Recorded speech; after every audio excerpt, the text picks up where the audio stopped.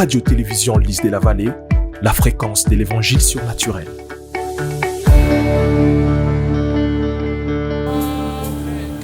Autour de notre entretien, nous allons recevoir pour vous le pasteur Junior Lys Mpoyi.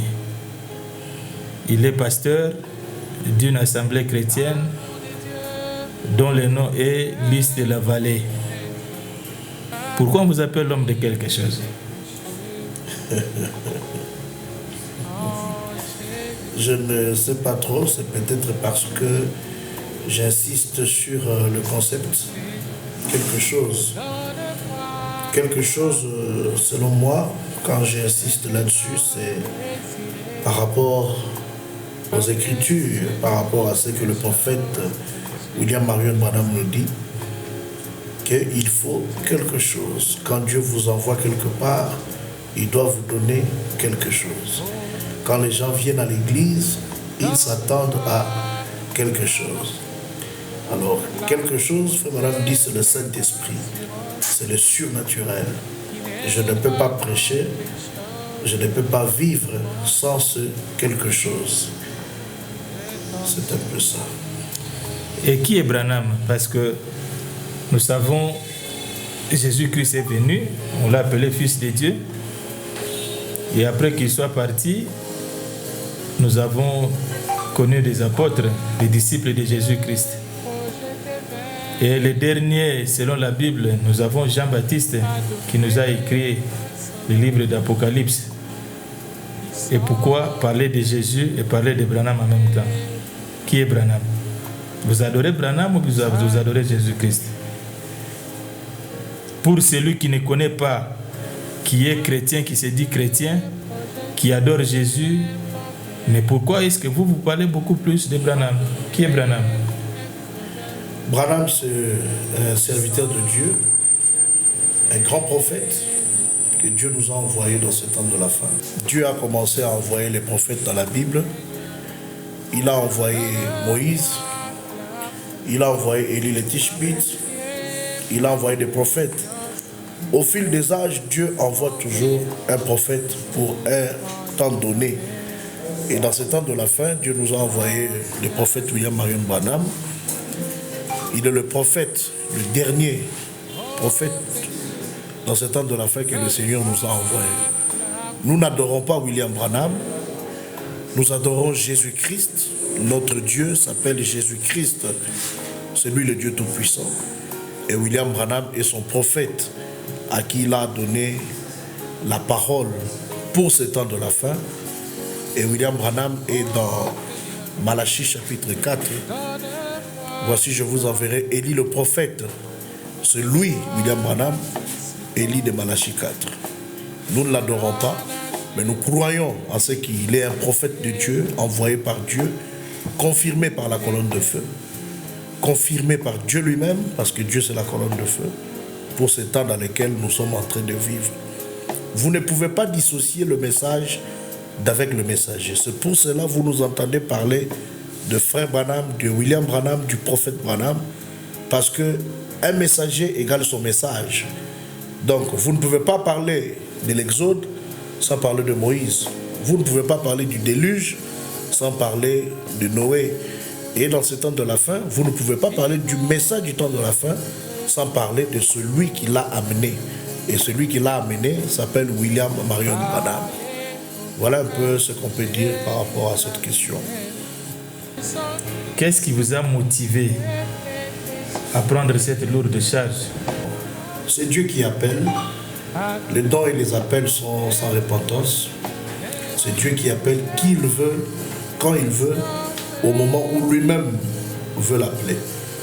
Vous allez voir dans la Bible aussi qu'il y a des rois que Dieu a amenés qui étaient un roi qui accède au pouvoir, il a 12 ans, il a 16 ans.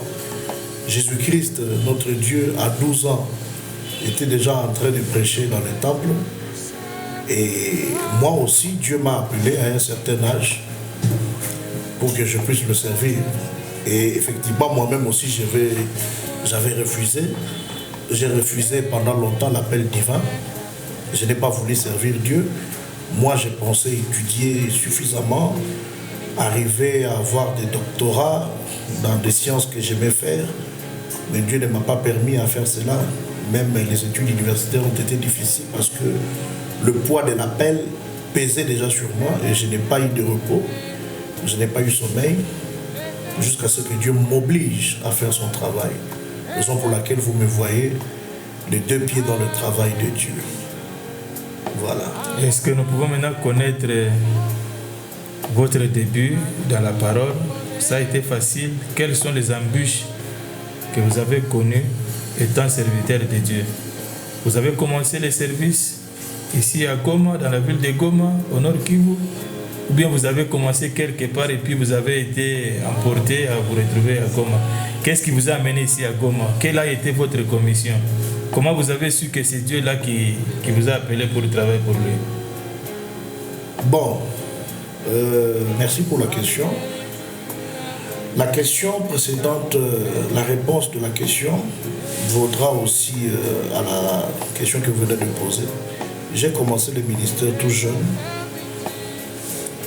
quand j'ai accepté de servir le Seigneur vers les années 2002-2003. J'ai commencé à prêcher la parole. J'ai commencé dans une église, on m'a appelé parce que j'ai participé aux réunions des ministres déjà depuis longtemps sans prêcher la parole. J'avais peur, je ne voulais pas. J'ai douté malgré que je recevais de signes, des voix audibles, des visions nocturnes, que Dieu m'appelait à faire son travail, mais je ne l'avais jamais accepté facilement, jusqu'à ce que Dieu vraiment m'impose son travail. Et ma première prédication a été sur ces rangées du côté de Jésus à Kinshasa. J'ai prêché à Kinshasa pendant longtemps, dans beaucoup d'églises de la ville de Kinshasa. J'ai prêché dans deux routes, j'ai prêché à l'école, à l'université, j'ai prêché au marché. L'appel bouillonnait en moi jusqu'à ce que Dieu lui-même puisse me parler. Et une fois, j'étais en train de prier pendant 3 jours quelque part. J'ai commencé de minuit jusqu'à 5 heures du matin. Et la nuit, le Seigneur m'est apparu pour me dire qu'il m'envoie à Goma pour prêcher la parole de Dieu. Parce qu'il y a un peuple qui va croire à mon ministère. Il y a un peuple qui sera parfait par mon ministère. Et que je vienne. En tant que quelqu'un qui vivait à Kinshasa, je ne pouvais pas vraiment accepter, connaissant la ville de Goma avec la réputation qu'elle a pour nous qui étions à l'ouest. Je n'avais pas accepté. J'ai dit à Dieu, maintenant, là, on tue les gens. Là, il y a la guerre à tout moment. Là, il y a le poison. Et Dieu m'a contraint, je suis arrivé. Ça n'a pas été facile. Ça n'a pas du tout été facile. Et je crois qu'il y a des gens qui m'écoutent à la radio, ici à Goma, et qui savent, qui peuvent témoigner. Des gens avec qui j'ai commencé depuis le premier jour où je suis arrivé jusqu'à aujourd'hui. Le travail a été très, très difficile. D'abord, à être accepté comme quelqu'un qui vient de Kinshasa, c'était difficile. À Goma, ici, on a une certaine connotation pour ceux qui viennent à Kinshasa, qui sont des voyous, des menteurs et tout consort. Il fallait affronter, montrer que ce n'était pas ce qu'ils pensaient. C'était un combat. J'ai été rejeté par beaucoup d'hommes de Dieu. C'était un combat. Et jusqu'à ce que Dieu m'impose dans la ville, et je suis là. En tout cas, c'est une très longue histoire. Je pense que si vous le voudrez prochainement, si vous voulez que je vous parle seulement des difficultés rencontrées, il y en a beaucoup. On peut faire tout un numéro des difficultés rencontrées dans le ministère à Goma, particulièrement. Les difficultés rencontrées dans le ministère en général. Quand j'ai commencé le ministère, j'ai travaillé, Dieu m'a ravi l'emploi, j'ai été locataire, je ne pouvais plus payer, je suis rentré à la maison, comme nous on dit à Kinshasa, retour au bercail. Je suis rentré à la maison, donc c'était toujours l'appel de Dieu derrière moi, jusqu'à ce que j'accepte de travailler pour le Seigneur. Et en venant à Goma aussi, c'était pas facile, j'étais encore célibataire. C'était aussi un équivoque, un problème. Il y en a tant d'autres vraiment qui n'ont pas facilité la tâche, mais le Seigneur s'est imposé par sa grâce. Et voilà, liste de la vallée existe. S'il fallait dépendre des hommes, on m'avait déjà même chassé. Je me souviens toujours de cette histoire. J'étais dans une maison d'un frère qui m'avait sous-logé. Et un ministre, un pasteur est venu me chasser de là. Sors d'ici, Et j'étais prêt à sortir, à dormir sous un arbre, parce que quand on veut servir Dieu, c'est pas facile. Et Dieu est entré, il a facilité les choses de telle sorte que je ne sortais pas de là. Et le pasteur aussi, j'ai béni son cœur, parce qu'après il était venu se repentir pour dire que c'était vraiment un mauvais esprit qui l'avait poussé à faire ça. Et jusqu'à ce que le Seigneur m'élève, et je suis dans la position où je suis. En grosso modo, bien aimé frère J.C., ça n'a pas été facile. Ça a été très difficile. Ok, je sais que le travail de Dieu n'a toujours pas été facile, parce que Jésus-Christ est lui-même Dieu sur la terre. Il n'a pas aussi vécu une vie vraiment de hauteur. Il y a eu aussi des hauts, des bas. Mais à ce que je sache est que Dieu est un Dieu de l'ordre. Vous déplaçant de la ville de Kinshasa pour la ville de Goma en province du Nord Kivu, du moins il y a des églises, il y a des assemblées qui ont existé bien avant votre avènement ici à Goma. Maintenant, qu'est-ce qui vous a poussé à ouvrir une église à part entière au lieu de vous aligner derrière d'autres pasteurs qui œuvrent ici dans la ville de Goma? Quelle motivation vous avez eue de bien vouloir ouvrir une autre église à part entière? Pourquoi ne pas marcher ensemble avec les autres? Si vous avez un appel venant de Dieu, vous pouvez soit devenir aussi prédicateur dans une église déjà existante à Goma. Pourquoi vous avez créé une église à part? Je n'ai fait qu'obéir à Dieu. C'est vrai, j'ai de très bonnes collaborations avec beaucoup d'églises ici à Goma. On m'appelle par-ci par-là, je prêche aussi. Je ne suis pas venu combattre une église, je ne suis pas aussi du tout venu soutenir une église comme si je viens devenir membre ou prédicateur dans cette église-là.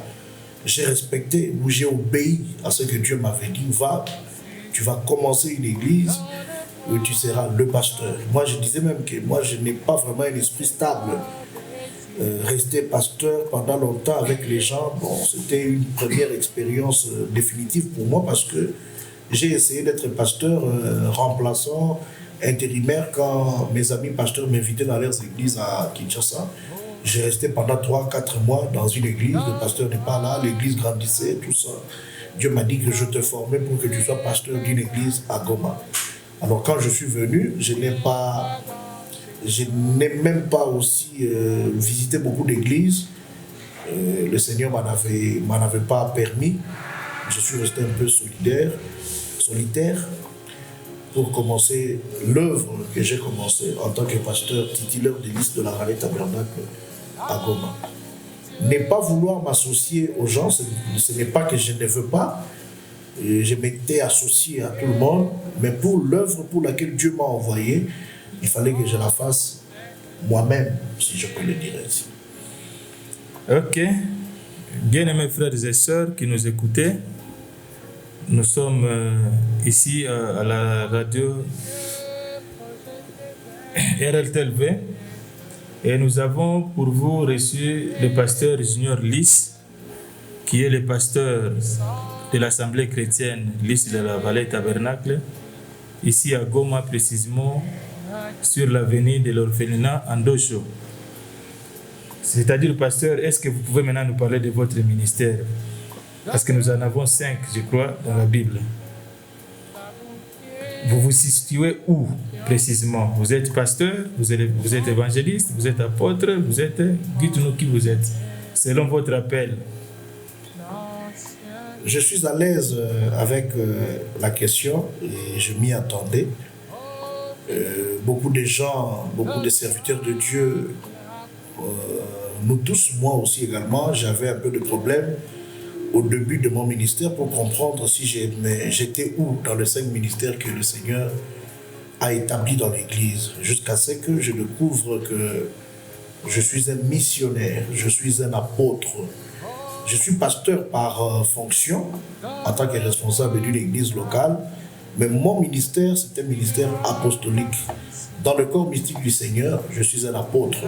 Et voilà même que le fait de quitter Kinshasa et venir commencer une église ici, ça explique vraiment... Quelle différence y a-t-il entre un apôtre et un évangéliste? La différence... Oui, ça marche de pair. Oui, il y a coïncidence, il y a où ça ça se rassemble, mais il y a aussi là où ça se laisse. Frère Branham me dit qu'un apôtre, c'est un missionnaire. Quelqu'un qui vient, il commence une église, il ouvre une église, il part. Il dit qu'un évangéliste, c'est un homme plein feu, une boule de feu, qui amène le réveil, qui apporte le feu, une nouvelle flamme de feu. C'est ce que fait un évangéliste. Et j'entends dire, quand quelqu'un condamne le péché, seulement dit qu'il est un évangéliste. Frère Branham dit que tout prédicateur doit condamner le péché. Donc, condamner le péché n'est pas un caractère particulier d'un évangéliste. Un pasteur, un apôtre, un prophète, un docteur doit condamner le péché. Nous tous, nous sommes appelés à condamner le péché. Mais il y a aussi des prédicateurs qui ont des tâches spécifiques. Apôtres, évangélistes, pasteurs. Voilà, donc l'évangéliste, il est un peu différent parce qu'il n'est pas missionnaire. Quand bien même tout le monde peut faire un voyage missionnaire, quand bien même dans les sciences scientifiques, tout docteur peut soigner, mais tout docteur ne peut pas soigner chaque maladie. Donc il y a des docteurs qui sont là pour les yeux, il y a des docteurs qui sont pour... Et voilà, même dans le ministère, 5 ministères, c'est aussi comme ça. C'est un peu ça. Pasteur, dites-nous, dans les naturels, est-ce que vous avez un travail, vous êtes cadre quelque part?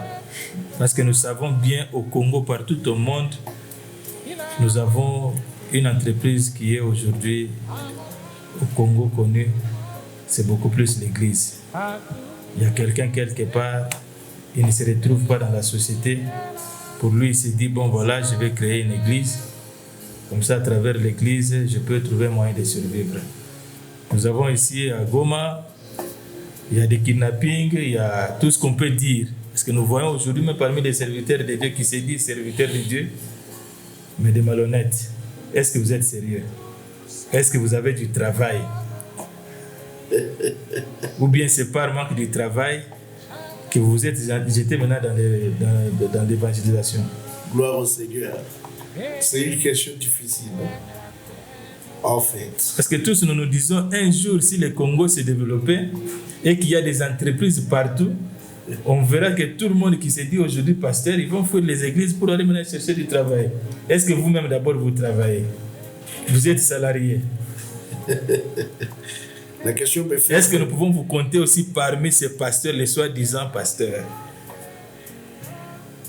Bon, je ne sais pas par où commencer en tout cas. Je vais dire ceci. Je voudrais un peu enlever une petite équivoque. Tous les pasteurs qui ne travaillent pas ne sont pas fainéants. Il y a des pasteurs qui ne travaillent pas. À part l'église, ils ne travaillent pas. Il n'a que l'église comme activité de chaque jour. Et ça ne veut pas dire qu'il est paresseux ou bien qu'il est fainéant ou qu'il ne veut pas chercher du travail. Il faut enlever un peu cet équivoque. Et le fait de ne pas avoir un travail ne fait pas d'un pasteur moins sérieux. Ça aussi, on peut manquer du travail, mais on est sérieux. Et parce que nous sommes au Congo, le travail pour l'avoir, c'est pas facile. Il y a trop de tracasseries là-dedans. Mais le pasteur junior, quant à la question qui me revient, moi, généraliste, je travaille quelque part. Donc, c'est tout ce que je peux dire. Je suis un salarié, je travaille quelque part. Je dois vivre aussi de l'église en tant que pasteur. C'est évident, c'est la parole de Dieu. Mais aussi, je travaille quelque part pour me prendre en charge pour certains besoins qui me concernent. Pour moi, l'église n'est pas une entreprise. Une entreprise qui me donne un salaire, je dois prendre de l'argent là-bas. Donc, j'ai même des collaborateurs qui me suivent. Ils savent comment nous gérons les finances dans l'église. Donc, je ne suis pas là-dedans. J'ai un travail, je me contente de ce que Dieu me donne et nous vivons. Parce que si j'ai posé cette question-là, j'ai écouté une prédication quelque part dont le titre de la prédication, c'était les CV de David.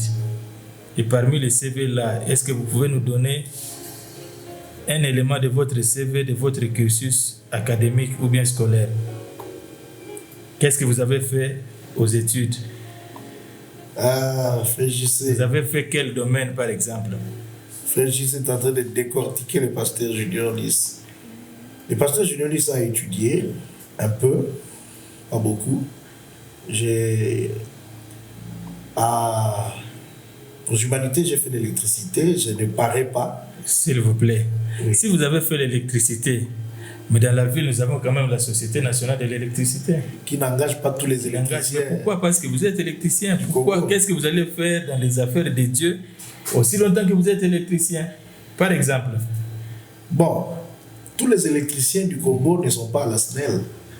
Il y a des électriciens qui vendent dans des pharmacies. Nous sommes au Congo. Il y a des électriciens qui sont des chauffeurs de taxi. Alors, demandez au pasteur Junior pourquoi il n'est pas à la SNEL, c'est prétentieux. Donc, je suis quelque part, je ne suis pas à la SNEL, mais mon expertise universitaire a fait que je sois ailleurs, avec la connaissance scientifique que j'ai. Je ne suis pas à la SNEL parce que à l'université, je n'ai pas fait l'électricité, j'ai fait l'informatique de gestion.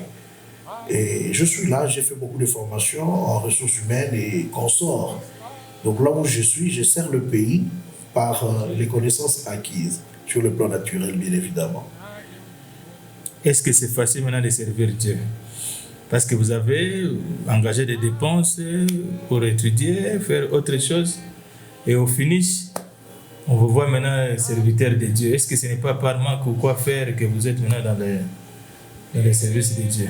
Comme je viens de vous le dire, donc le pasteur Junior travaille, mais il sert Dieu.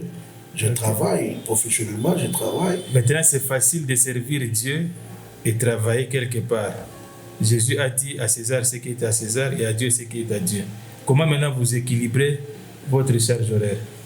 En tant que responsable de ces services-là, je sais comment jongler mon temps avec le temps de la parole de Dieu, le temps de l'Église. Et nous vivons cette parole de rendre à César ce qui est à César et à Dieu ce qui est à Dieu. Mais je réponds à une question qui a été posée ici. Est-ce que c'est facile de servir Dieu? La réponse véridique est non. Ce n'est pas facile de servir Dieu parce que vous ne faites pas votre volonté, mais vous faites la volonté de Dieu qui vous impose. Et quand Dieu vous impose quelque chose, peut-être vous ne l'aimez pas. Je ne pensais pas que je vais me retrouver ici. Je n'ai jamais rêvé venir au Nord Kivu, même dans les songes.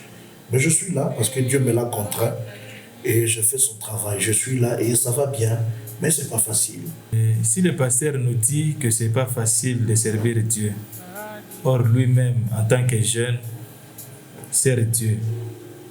Bon, maintenant, il y a une question qu'on doit nous poser, ou bien nous poser au pasteur Junior.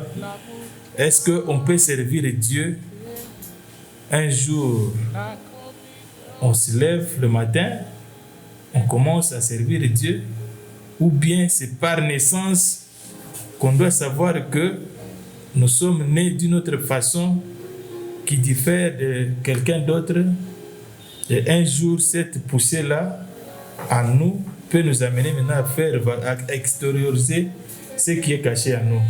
On peut se lever aussi un matin, servir Dieu, sans cette quelque chose-là. Nous revenons encore maintenant à la Genèse. Donc, c'est-à-dire que pour servir Dieu, parce que j'ai entendu dire quelque part qu'il faut être baptisé du Saint-Esprit. Est-ce qu'on peut servir Dieu sans le baptême du Saint-Esprit? Est-ce que Pasteur Junior est baptisé du Saint-Esprit? Qu'est-ce qui vous différencie des autres pasteurs? Voilà un peu notre question. Est-ce qu'on peut servir Dieu sans le baptême du Saint-Esprit? C'est quoi le Saint-Esprit? Ok. Seigneur vous bénisse, c'est une très bonne question qui peut faire couler beaucoup d'encre et de salive. On ne peut pas servir Dieu sans appel d'abord. Il faut que Dieu vous appelle. Il faut que vous rencontriez Dieu. Vous ne pouvez pas servir Dieu sans que lui-même vous appelle à le faire. On sous-entend là-bas, comme vous venez de le dire tout à l'heure, il y a beaucoup de gens qui sont dans le travail de Dieu sans être appelés par Dieu.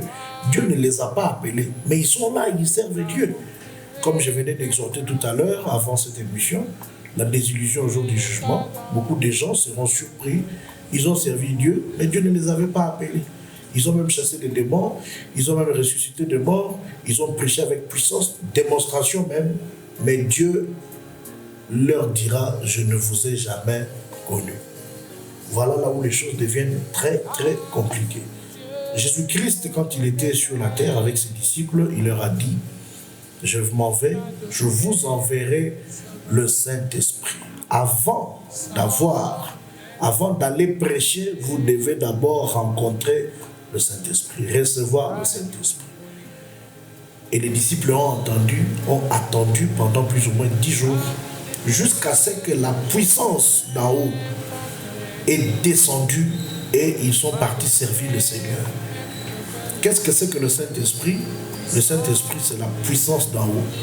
C'est le baptême du feu, c'est l'autorisation, c'est le visa, c'est la carte des go ahead, vas-y, travaillez pour le Seigneur. Dieu vous donne son autorisation. Dieu vous légalise dans son travail divin. Et vous ne pouvez pas prêcher sans avoir ce baptême du Saint-Esprit, cette puissance. Parce que le diable a aussi une puissance là-bas. Le diable vous attaquera sans Saint-Esprit. Vous tomberez avec les femmes sans Saint-Esprit. La question encore, est-ce que le pasteur Junior a le Saint-Esprit? Avec toute humilité, je crois de tout mon cœur que Dieu m'a donné le Saint-Esprit. Je connais le jour. Je sais ce que le Saint-Esprit a fait en moi quand je l'ai reçu. Il a changé ma vie. Il a fait de moi ce que je suis. Je ne suis pas encore parfait parce que recevant le Saint-Esprit dans cette chair humaine, il y aura toujours des faiblesses. Mais c'est lui qui est en moi. Il me fait vivre au-delà de ce que la Odyssée est en train de nous produire. Et je remercie le Seigneur et je bénis aussi mon pasteur, le révérend pasteur Baruti Kasongo, parce qu'il m'a amené au baptême du Saint-Esprit. Et il faut aussi, aux fidèles des églises, de s'attacher au pasteur qui a la capacité de vous amener au baptême du Saint-Esprit. Parce que le Saint-Esprit se reçoit par l'imposition de main d'une personne ointe. Et le pasteur, mon pasteur étant oint, m'a transmis cette chose que vous appelez quelque chose, que je ne cesse de transmettre aux gens sincères qui viennent vers moi. Le pasteur Junior a le Saint-Esprit. Avant de prêcher, j'ai attendu avoir le Saint-Esprit. Et le Saint-Esprit confirme mon ministère par les signes, les miracles, les prodiges. Et la vie que je mène, elle n'est pas parfaite, elle est quand même au-dessus de la moyenne. Et je peux m'appeler chrétien par la grâce de Dieu. C'est-à-dire que, mesdames et messieurs, vous qui nous suivez, c'est-à-dire que le pasteur nous a bien parlé, expliqué que pour devenir pasteur, commencer à prêcher, non seulement être pasteur, mais servir Dieu, il faut d'abord avoir le baptême du Saint-Esprit. Et si quelqu'un n'a pas le baptême du Saint-Esprit, il travaille en vain. Et ce jour-là, Jésus-Christ lui dira, comme il est écrit dans la Bible, qu'il mettra les chèvres, je ne sais pas, parce que vous pouvez nous dire les chèvres à gauche ou bien à droite. Parce que c'est vous qui prêchez la parole, vous maîtrisez bien la Bible. Il va mettre les chèvres, les boucs d'un côté et les agneaux de l'autre côté. Voilà.